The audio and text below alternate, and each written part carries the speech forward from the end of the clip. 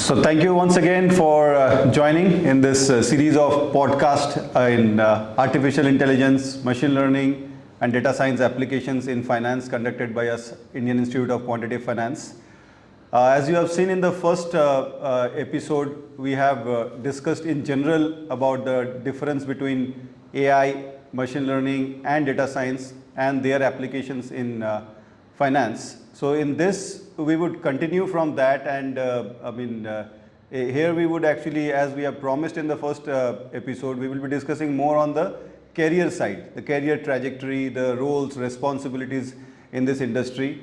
And again, who better than Sanjay to have with us discuss in this. Sanjay, as I mentioned in the last episode as well, has been in the forefront of the industry for more than 1.5 decades. And he, of course, is a recruiter as well, for his team. So, he would be the best person to guide. So, once again, really excited to have you, Sanjay. And thanks once again for sparing your time and joining us in this episode. Thanks, Nitish. I'm again glad to be, continuing this podcast series, and and this topic is even more relevant for Absolutely. The people who specifically are viewers and aspirants and all the enthusiasts there, right? This is, I think, on your demand, right? Yeah, of course.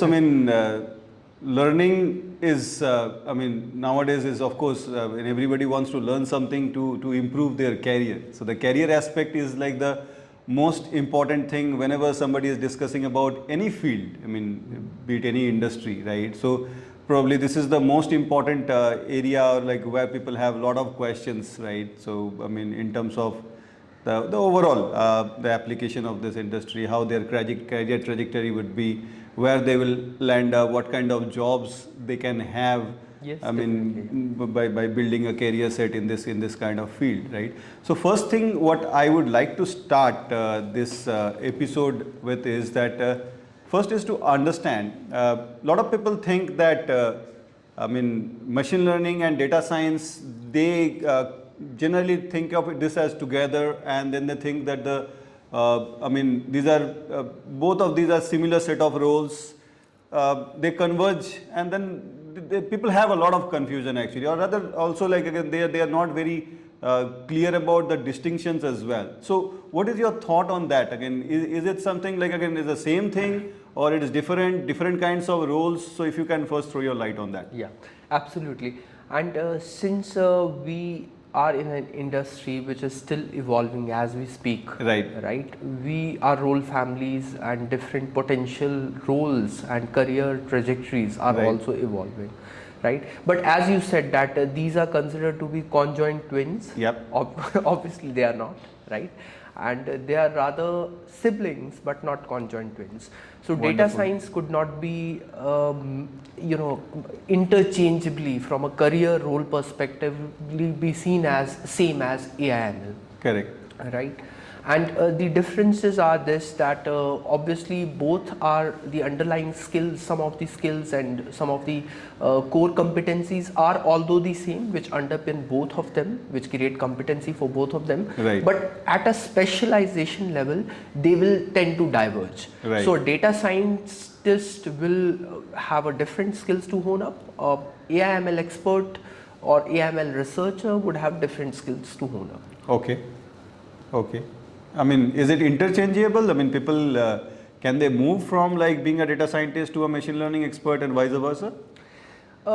So yeah, because it's part of the same value chain. Correct. Right? A data scientist can tomorrow think of becoming an AI/ML expert. Right. Right? An AI/ML expert, can maybe try out their luck or career in data science field. Right. But the point is this, that for that, once you go into the lateral parts of career, Correct. right, such specialization and super specialization would make you stick to that particular subdomain which you are in. Okay. Right? So it's not the case, contrary to people believe that data scientist is a natural disposition for being an AI/ML expert, right, and vice versa. It's not the case, right? Okay. So then that takes me to the next question. Generally, most people have, like, all the audiences and all the feedbacks that we have got. So if you can elaborate more on like what are the different roles and responsibilities of like data scientists as well as like machine learning experts in finance, what kind of teams they join, what kind of companies they can join, or like again, and even within that more specifically, what kind of roles and responsibilities, if you can just lay down that. So if we can maybe for the sake of our audience, if we can further maybe dissect it a bit and understand the data science and AI/ML role families from the perspective of there are certain career roles or choices, Right. which are a bit or leaning towards the technical side, Okay. right, the techie side, while there are other career roles or choices which are leaning towards the domain understanding of data science and AI/ML. Right. Like I'll take our audience through that. Maybe the first thing is that in data science you have the first role family which appears is called data engineer. Correct. Or data engineering jobs, which are massively building across IT, ITES companies and product companies. Right. Right. Those data engineers, as well as there are certain other role families like big data expert, Yeah. or big data platform expert. Correct. Right. These are role families which are more techno in nature, Okay. because there you need to be an expert or an IT expert who know the big data platform like Hadoop, Scala, Spark. Okay. How to do the data sourcing or extraction Right. from multiple sources, including all that data which we were talking about in our last podcast, alternative data set. Correct. Right. How to source them, how to store them, how to retrieve them, right, all the retrieval procedures, Right. how to maybe align them with a data structure kind of concept, Right. So all of that is a data engineer job. Okay. Right. And the second role which I was talking about, big data platform, that is completely leaned already, has more orientation towards the IT, because you need to be a coder to or a developer to understand how these big data platform works. Correct. Right, how they handle data, how they Correct. process data, Correct. how they do enable the real-time processing of the data, how they store data. Right. So that is about the techno side of the data science spectrum of role families. On a more data science from a statistical point of view, and we discussed quite a lot about the skill set. Right, that somebody who is a statistician or a probability, coming from that kind of background would like to settle in a role which is called, as we call it, data scientist. Right, as well as they might settle in a role which would be data owner. Right, or they might settle in a role which would be data analyst, in a sense that he would produce insights, create visualization, do some data storytelling. Okay. Right. So those are the role families which would be leaning towards somebody who is a domain expert. And when I say domain, it is a combined term that you should know your finance domain and the different kind of data set from a statistical and probability point of view. Understood. Right. So for that, those kind of skills, obviously you need Python, you need some kind of a programming language to perform the data science task. But you then, you need not to be too much into understanding the very techie part or the data infrastructure part of it. Right. So that's about data science. And if I lead to the same thing on the AI/ML side, again I'll bucket it, sub-bucket it based on techno roles and those which are more domain-centric roles. So on the AI/ML side, you say that algorithmic designer or algorithmic developer. Right. Now wherever these terms or roles are come, they are more indicating that it requires technical expertise to code. Absolutely. Right. But when it comes to AI/ML researcher, right, or explainable AI/ML, which is a new research area for our audience to know, that the explainable AI is a very thirst or a new research area where generally these models are considered to be very black box, and the explainable AI expert is trying to make them white box. Right, more transparent. Their output more transparent, explainable to auditors, regulators, and gain stakeholders, shareholders, gain their confidence.